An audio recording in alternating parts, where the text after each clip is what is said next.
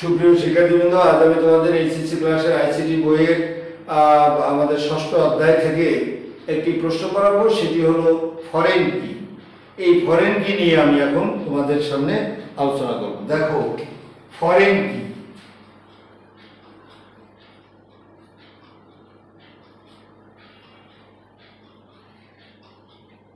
Foreign কি, দেখো, এই ফরেন কি বোঝানোর জন্য আমি এখানে দুটো টেবিল তৈরি করব। দেখো, এখন এই দুটো টেবিল, এটা ছাড়া বোঝানো যাবে না।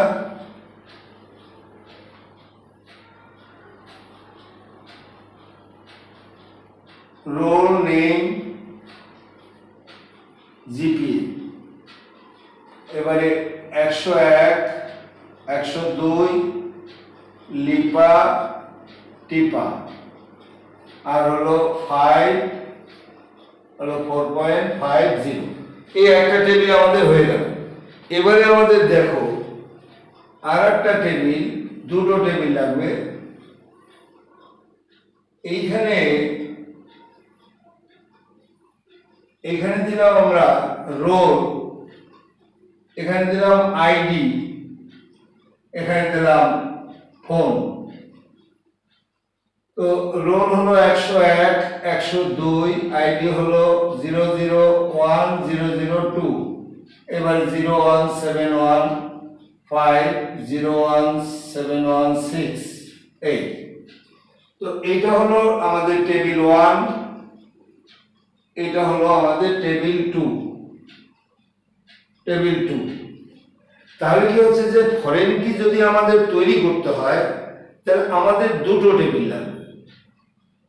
এই দুটো টেবিলে যা করতে হবে সেটি হলো, প্রথম টেবিলে আমাদের এটাকে আমরা ধরে নিলাম একটা প্রাইমারি কি, রোলটাকে।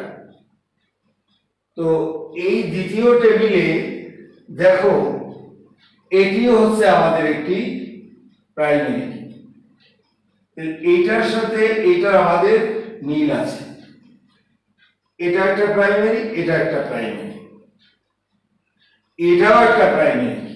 তাহলে আমাদের ফরেন কি তৈরি করার জন্য প্রথম টেবিলে একটি প্রাইমারি কি থাকতে হবে, আর দ্বিতীয় টেবিলে আমাদের দুটি প্রাইমারি কি থাকতে হবে। তো প্রথম টেবিলের প্রাইমারি কি এর সাথে দ্বিতীয় টেবিলের একটি প্রাইমারি কি এর মিল থাকতে হবে, তা না হলে ফরেন কি গঠন করা যাবে না। তাহলে আমাদের এই যে এইটার সাথে এইটার মিল আছে, এটাকে আমরা সাধারণ কি হিসাবে ধরে নেব। সাধারণ কি, এটার সাথে মিল আছে, যেটার মিল থাকবে সেটাকে সাধারণ কি ধরতে হবে। তাহলে কোন একটি, এখন আমরা জ্ঞানটা বলতেছি, কোন একটি টেবিলের প্রাইমারি কি এর সাথে যখন অন্য টেবিলের একটি সাধারণ কি এর মিল হয়, কোন একটি টেবিলের প্রাইমারি কি এর সাথে যখন অন্য টেবিলের সাধারণ কি এর মিল হয়, তখন প্রথম টেবিলের সাপেক্ষে দ্বিতীয় টেবিলের এই সাধারণ কিকে আমরা ফরেন কি বলে থাকি।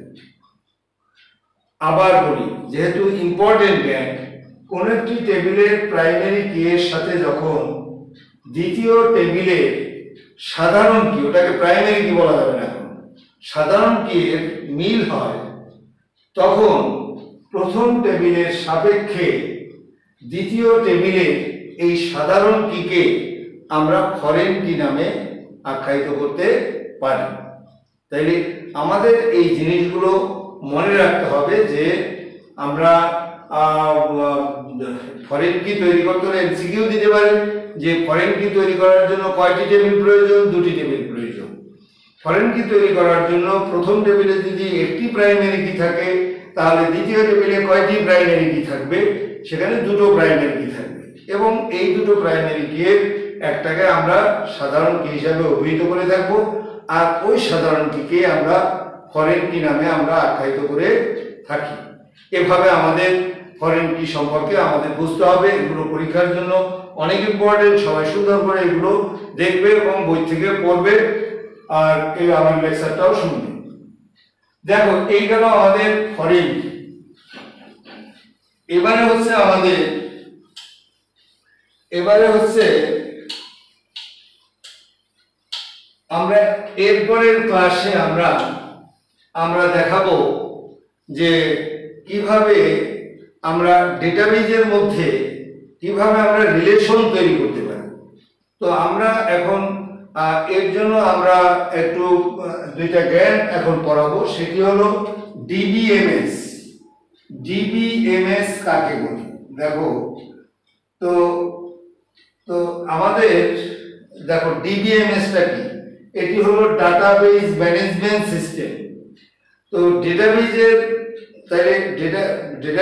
ডেটাগুলোকে আমরা